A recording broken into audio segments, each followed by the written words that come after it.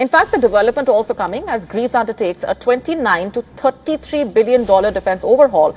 People underestimate Greece because they confuse scenery with softness.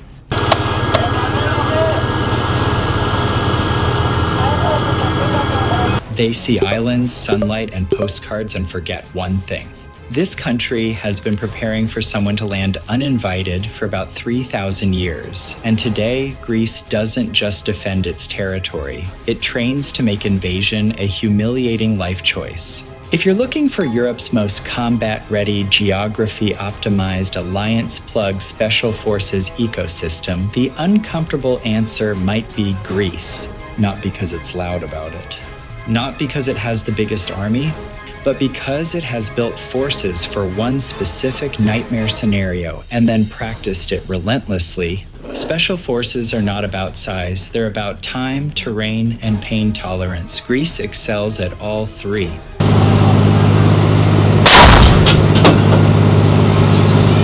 Let's get straight to it.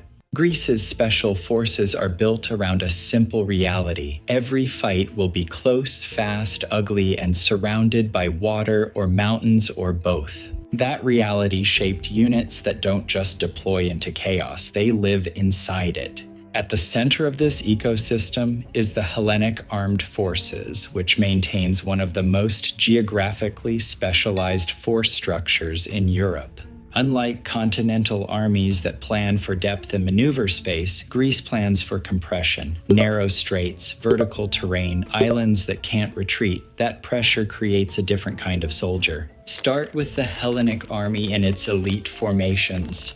The Special Warfare Command, reorganized in recent years to improve joint operations, pulls together airborne, mountain, raider, and amphibious units under a single operational philosophy. According to Greek Ministry of Defense releases and reporting by Jane's Defense, this restructuring was explicitly designed to reduce reaction time across the Aegean and northern borders.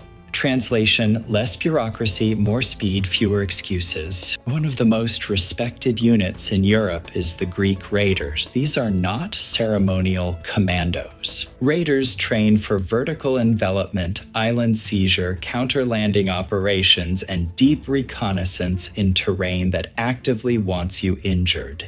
Their doctrine emphasizes operating cutoff under fire with limited resupply. NATO observers regularly note their endurance standards during joint exercises, particularly in mountainous environments where larger units simply stall. Mountain warfare is not a specialization in Greece, it's a default setting. Roughly 80% of Greek territory is mountainous, a figure cited by both the Hellenic Statistical Authority and NATO terrain assessments. That means Greek special forces train in slopes that break vehicles, weather that cancels air support, and valleys where radio signals behave like suggestions. Units learn to move laterally where maps lie and elevation wins arguments. If you're wondering why Greek troops consistently outperform expectations in alpine exercises with allies, that's why. They're not adapting, they're visiting home. Then there's the water.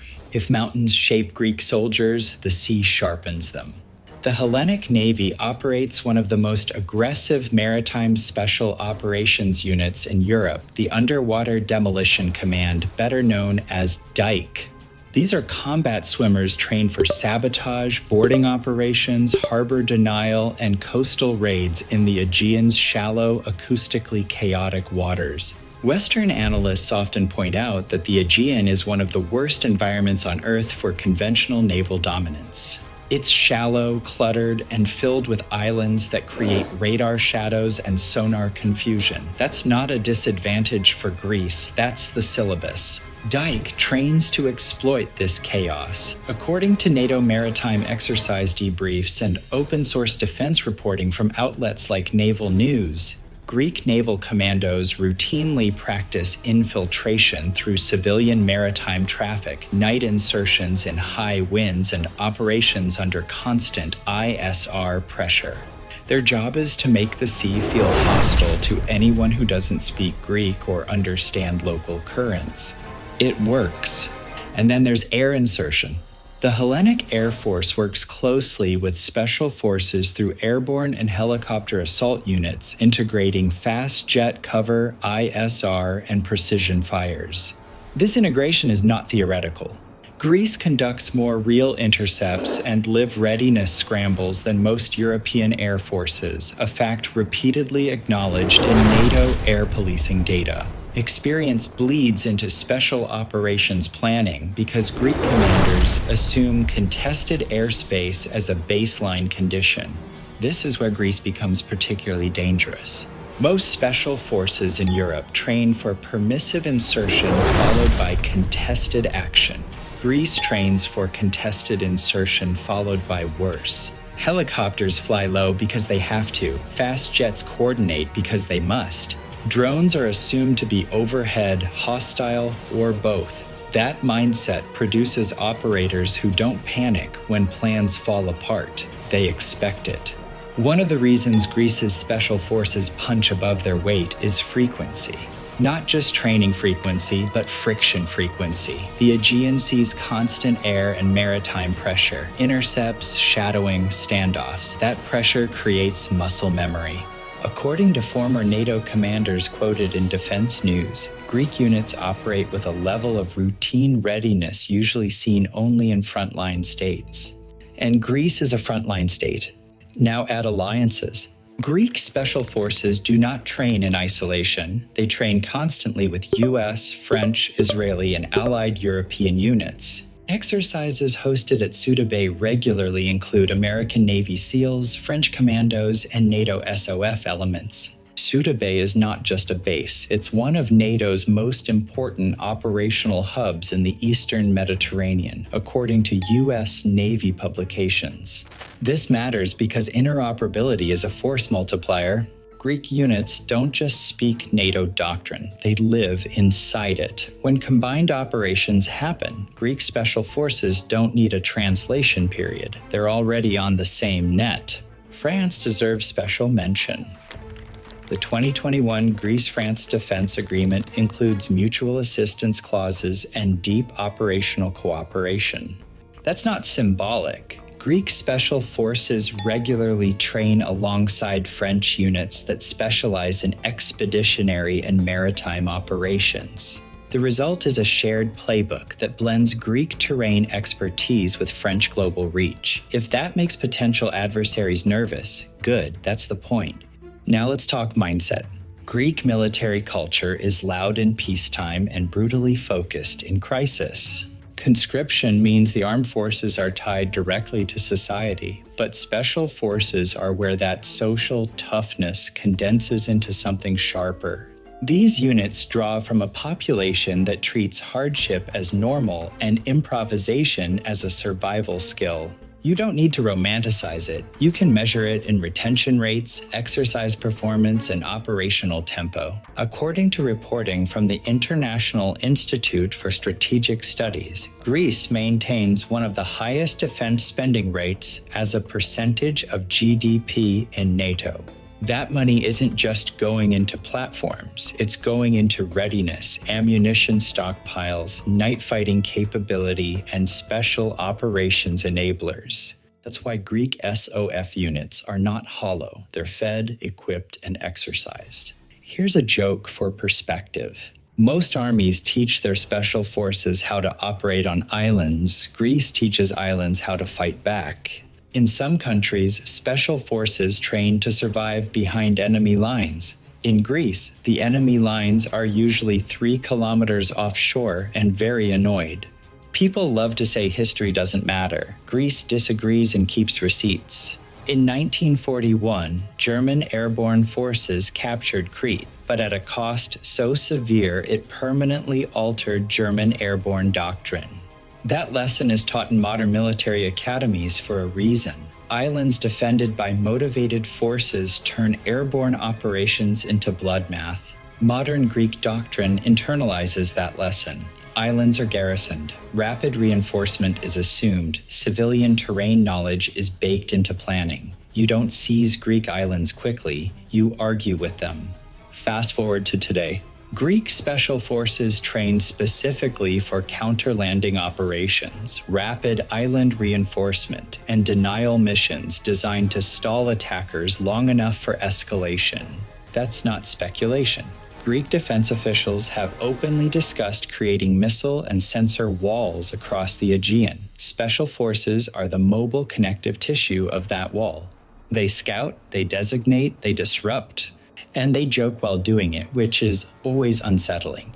If you hear bells on a Greek hillside during a military operation, that's not livestock. That's your threat assessment quietly resigning. Let's talk about adaptability. Modern warfare is not linear. Greece understands this because nothing about its geography is linear. Special forces units are trained to operate across domains, land to sea, sea to air, air back to land. The same operator might rappel down a cliff, board a vessel, and guide precision fires in a single operation. That's not Hollywood. That's joint doctrine backed by constant rehearsal. Recent exercises like Iniachos, documented by NATO and participating air forces, show how tightly Greek special operations integrate with air and naval assets. This is not a country improvising interoperability, it's a country exporting it. And unlike some European militaries that struggle with deployability, Greek forces assume movement. Units are positioned forward. Response times are measured in minutes, not days. According to Greek MOD statements, island reinforcement timelines are among the fastest in the alliance. Here's the uncomfortable comparison. Some EU special forces are elite in theory. Greece's are elite in rehearsal. There's a difference. Greece doesn't have a quick reaction force. It has a quick overreaction force and then apologizes afterward with coffee. Now let's address the elephant everyone is thinking about, but pretending not to mention: regional tension. Greece exists in a permanently contested environment. Airspace disputes, maritime claims, energy politics, migration pressure. That environment produces realism. Greek special forces train with the assumption that escalation is always possible and deniability is temporary. That sharpens decision-making. There's no fantasy layer. And crucially, Greece's special forces are not built to conquer. They're built to deny. Denial is harder. It requires patience, restraint, and timing. It also happens to be the most effective form of deterrence in complex terrain. You don't need to defeat a superior force. You need to convince it that every step will hurt and none will be decisive. That's what Greek special forces are designed to do. So are they the EU's deadliest? Deadliest doesn't mean biggest. It doesn't mean flashiest. It means most likely to ruin your plan. Measured by terrain mastery, joint integration, readiness, alliance connectivity, and cultural resilience, Greece sits uncomfortably high on that list. Enough that planners notice, enough that exercises keep coming back here, enough that nobody casually suggests testing it. And if you're still unconvinced, remember this. Greece is the only country in the EU whose special forces train every day knowing that the next mission might not be a simulation. That changes how you pack your kit, how you read a map, how you sleep. It also changes how seriously other people take you. Invading Greece is like starting a bar fight in a room full of people who invented wrestling, brought friends, and already closed the exits.